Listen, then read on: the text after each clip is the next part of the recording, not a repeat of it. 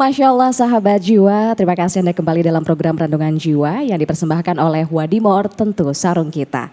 Sahabat jiwa, sesuatu yang lahir dari hati akan melahirkan prestasi. Inilah yang ditunjukkan oleh tamu kita berikutnya, yakni seorang perwira muda TNI berprestasi yang profilnya ini cukup viral dan terkenal di masyarakat, terutama dengan prestasinya sebagai seorang perwira muda. Dan ini dia sudah ada di tengah-tengah kita semua di sini, ada Letda Infantri Enzo Zenz Alie. Mungkin boleh tepuk tangannya para jamaah. Selamat malam Mas Enzo, bagaimana kabarnya Mas? Selamat malam, alhamdulillah baik. Alhamdulillah baik ya. Ini terima kasih sekali sudah menyempatkan hadir di program Rendungan Jiwa. Baiklah, saya persilahkan ini kepada Ustadz-Ustadz yang ingin tanya juga nih ke Mas Enzo. Silahkan Ustadz Abi Mahki terlebih dahulu. Bismillah, Masya Allah. Luar biasa ya, jadi kalau dilihat ketika ngelihat, biasanya kalau ngelihat gagah begini kayaknya aktor, ternyata ini beneran ini, bukan aktor, luar biasa. Prajurit Gagah TNI ya, dan hebat ya. Luar biasa, Masya Allah dan berprestasi. Saya ingin bertanya singkat saja, yang kami dengar kedekatan Enzo dengan orang tua atau dengan ibu karena bapak sudah tidak ada sejak lama gitu ya. Tapi punten, bagaimana kedekatan seorang ibu dan peranan ibu dalam kesuksesan Enzo sampai saat ini? Mungkin agar disampaikan kepada masyarakat luas ini betapa pentingnya seorang ibu khususnya bagi Enzo yang saat ini nampak di depan kita. Silakan. Good question, pertanyaan sangat bagus. Buat kami peran ibu itu sangat-sangat penting. Ibu saya ya, kami sebutnya mamo. Itu dalam bahasa Prancis nanti seorang ibu. Jadi sehari mamo. Mamo ini memang pernah mengalami hal sulit. Sama saya juga, sama juga. Pada tahun 2012 kami kehilangan seorang ayah. Ayah kami meninggal pada saat tahun 2012. Sehingga kita ya harus terimalah apa yang terjadi itu saya sama ibu saya. Tapi dengan situasi itu ya kita harus menghadapi dan kita harus bangun, kita harus bangkit kembali.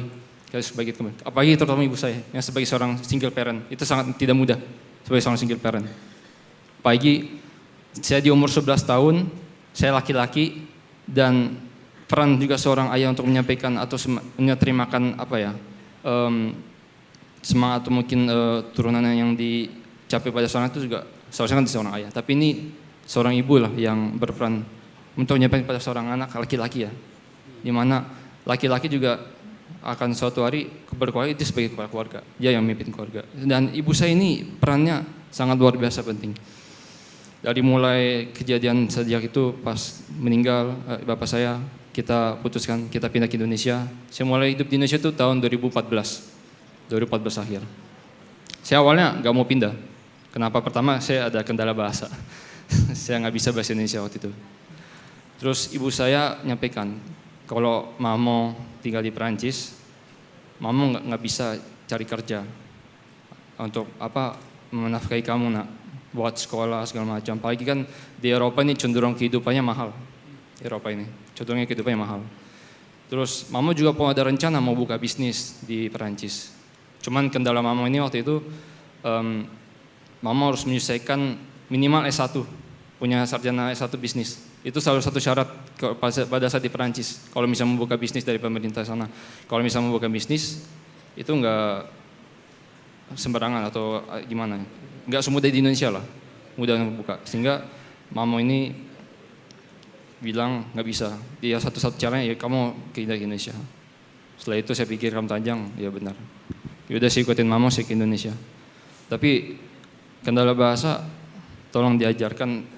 Apapun itu tolong diajarkan, tapi saya yakin sih bisa. Singkat cerita, jalan waktu, SMP saya berjalan, SMA, pesantren alhamdulillah, 3 tahun. Masya Allah. Merinding pas bilang pesantren tuh, Masya Allah. Masya Allah. Nah, ada juga cerita yang main lucu lah, atau bisa katakan. Saya waktu itu selesai pendidikan SMP saya di Cilegon, waktu itu di Al-Azhar 27 Cilegon. Itu 3-4 hari lagi itu sekolah sudah mulai semester 1 lah SMA. Dan saya posisi belum dapat punya sekolah. Saya belum punya sekolah SMA. Saya sebenarnya sudah tes SMATN, SMA favorit di daerah Banten lah, karena saya tinggal di Cilegon Serang, Esmansa, Semandak, segala macam saya coba, saya gagal semua, nggak diterima. Terus, tapi yang masalah pesantren itu ibu saya udah menyampaikan, kamu sekolah pesantren aja, kan kamu kan juga mau keakmil kan, kamu pesantren aja. Saya waktu itu mungkin secara mentalitas saya masih belum kuat lah, belum siap saya dilepas sama ibu sama keluarga karena masih keterbatasan bahasa sama lingkungan sama ininya, saya masih shock, masih kaget, kultur shock kalau bahasanya.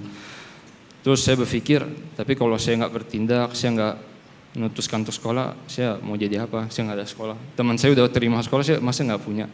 Yaudah, ayo mau kita langsung ke Anyar, kita ke Nurul Fikri. Waktu itu Nurul Fikri di Anyar waktu itu. Ke sana, kita ketemu kepala sekolahnya, terus kita tanyakan segala macam, terus nggak ada slotnya, kosong. Dan munculnya di Al-Bayan Anyar, SMA pesantren gue Al-Bayan Anyar waktu itu. Dan saya nggak tahu, mungkin itu memang jalannya ya. Yang awal saya di SMA Nur Fik itu nggak ada kursinya, pada saat di SMA saya tanyakan apakah ada, tinggal satu saja. Tinggal satu aja. Mungkin nggak tahu nih kayak jalannya bener, nunjukin. Udah kamu kesini aja, kesini. Kayak emang takdirnya sudah ditentukan gitu. Dan setiap kejadian itu pasti ada hikmahnya. Pasti ada hikmahnya. Dan ibu saya maksudnya kamu sini ke pesantren ini aja, mungkin hikmahnya satu. Kamu memang secara mandiri waktu itu belum kuat. Kamu belum siap dilepas. Tapi setidaknya kamu harus belajar di pesantren ini selama 3 tahun. Saya mau tinggal kamu sendiri. Karena pada saat kamu diambil 4 tahun kamu tinggal sendiri, kamu urus sendiri semua. Saya mikir benar juga ya. Yaudah saya coba. Saya hadapi tantangan saya hadapi permasalahan saya. Keterbatasan bahasa, terus memang pada saat pelajar saya terhambat sama yang lain. Teman saya sudah mencapai poin B, saya masih stuck di poin A. Karena keterbatasan bahasa. Tapi it's my problem. It's my problem. So, I must to solve it. Saya harus menyelesaikan perasaan saya. Ya alhamdulillah sambil berjalan dengan motivasi, dengan penyampaian diri ibu saya, kamu jangan anggap permasalahan ini jadi unek-unek di otakmu atau hambatan kamu. Karena setiap ujian diberikan pada umat manusia itu, setiap ujian itu sebenarnya kita mampu mencapainya. Karena Allah memberikan ujian pada seorang manusia itu sesuai takarannya. Hanya seorang manusia itu antara 2 saja. Ikhlas menerima apa yang dia terima tantangan tersebut atau mengeluh. Hanya 2 pilihan itu saja. Saya sendiri jangan akan ngeluh. Saya harus bangun juang saya harus semangat. Itu peran ibu yang luar biasa. Sampai saya dipesantrenkan. Dan mulai nilai mentalitas saya mandiri, terus bisa mengenal agama Islam lebih dalam. Saya jujur saya baru kenal agama Islam lebih mendalam itu pada saat SMA di pesantren itu. Mungkin ya hikmahnya Allah, kamu di SMA pesantren mungkin itu kamu perdalam agamamu biar kamu mengenal, biar kamu tahu ini. Mungkin saya merasakan sehingga fondasi mentalitas agama dan juga daya juangmu dan juga semangatmu ditambah lagi dengan peran seorang ibu yang sangat penting pada hidup saya, akan terbangun fondasi yang kuat sehingga kamu bisa improve, bisa mencapai apa yang kau inginkan. Memang semua itu punya hikmah. Masya Allah, jadi ternyata prajurit TNI 1 ini adalah anak santri juga ya, merupakan santri ya, anak pesantren. Masya Allah. Mungkin dari Ustadz Ramsi ingin bertanya juga, silahkan Ustadz. Singkat saja, ini Mas Enzo ini kan perwakilan anak muda ya? Betul. Kira-kira di hari besar HUT TNI yang ke-80 ini, pesannya untuk anak muda di Indonesia itu apa kira-kira? Itu ya. Jangan malu untuk mencapai apa yang diinginkan. Jangan terasa saya nggak bisa, saya nggak mampu. Semua itu mampu. Jadi itu kembali lagi. Tantangan yang kita miliki itu sudah pasti takaran kita. Hanya tergantung pada diri kita, ada kemauan atau tidak. Dan saya sudah buktikan, saya sendiri keterbatasan bahasa, saya mengikuti lingkungan sekitar saya di ini, ya orang bilang waktu itu manggil saya bule kan. Saya sendiri kalau orang bilang bully itu kayak kurang gimana gitu, kayak agak rasis gitu masih, tapi nggak ngerti. Tapi ya emang ya wajah saya kayak gini. Tapi mau gimana lagi? Tapi ya sudah. Dengan tekanan semua itu ya saya laluin lah. Ya alhamdulillah dengan semua keterhambatan saya dan hambatan semua itu saya bisa jalankan, saya bisa perbaiki semua. Yaitu dengan istiqomah, sabar, ikhlas. Ditambah lagi dengan semangat dari ustadz-ustadz saya sama SMA di pesantren itu, ditambah lagi sama ibu saya, ditambah lagi saya pelajari sejarah-sejarah tokoh-tokoh yang sangat berperan ya, mau itu tokoh-tokoh Islam maupun tokoh-tokoh luar negeri maupun dalam negeri ya. Tokoh nasionalis atau apapun itu, saya juga pelajari sehingga saya membuat tuh mereka bisa. Kok saya nggak bisa? Saya pasti bisa. Masya Allah. Harus bisa. Masya Allah. Baiklah, ketika Allah memberikan takdir kepada kita, ada pilihan ya Mas Enzo untuk ikhlas atau untuk mengeluh. Dan ternyata Mas Enzo ini sahabat jiwa memilih untuk ikhlas dengan takdir yang sempat diberikan oleh Allah. Dan akhirnya beliau menjadi sosok yang seperti saat ini. Mungkin boleh tepuk tangan lagi untuk Mas Enzo maupun Ibu Jenderal Dian yang ada di depan sini yang merupakan tamu spesial kita malam ini. Saya Ibu mau boleh menambahin? Ya, Mbak boleh Indi. Bu, silahkan. Jadi Mas Enzo ini waktu mengawali karir akan menjadi Taruna Akmil, itu kebetulan saya kepala rumah sakit Ridwan Meraksa yang tadinya di Keramat Raya, sekarang sudah pindah ke Taman Mini ya. Beliau ini kan separuh darahnya itu Prancis, tapi sangat merah putih ya sekarang ya. Masya Allah. Jiwanya merah putih. Anak kelahiran saya di sini, di Bandung. Sekarang saya jadi cinta Indonesia. Iya, cinta Indonesia. Lebih merah putih mungkin dari kita. Masya Allah, luar biasa. Nah, beliau itu saya lihat waktu itu kan tinggal terakhir ini penentuan dari panitia daerah. Saya lihat ini kok anak beda gitu ya, separuh wajahnya itu kayak bukan Indonesia gitu. Saya datangin, ternyata Mas Enzo ini sudah memimpikan menjadi Taruna Akmil sejak SMP.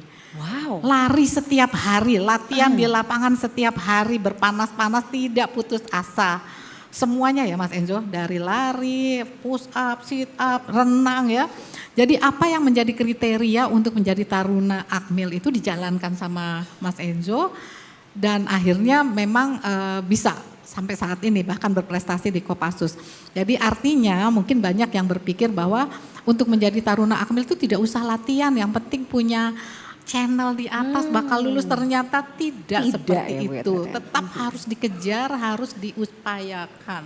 Luar biasa. Jadi saya bangga, saya ketemu lagi, saya kaget, ya ampun.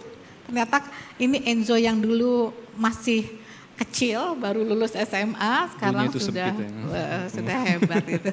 Masya Allah, luar biasa. Boleh tepuk tangan lagi.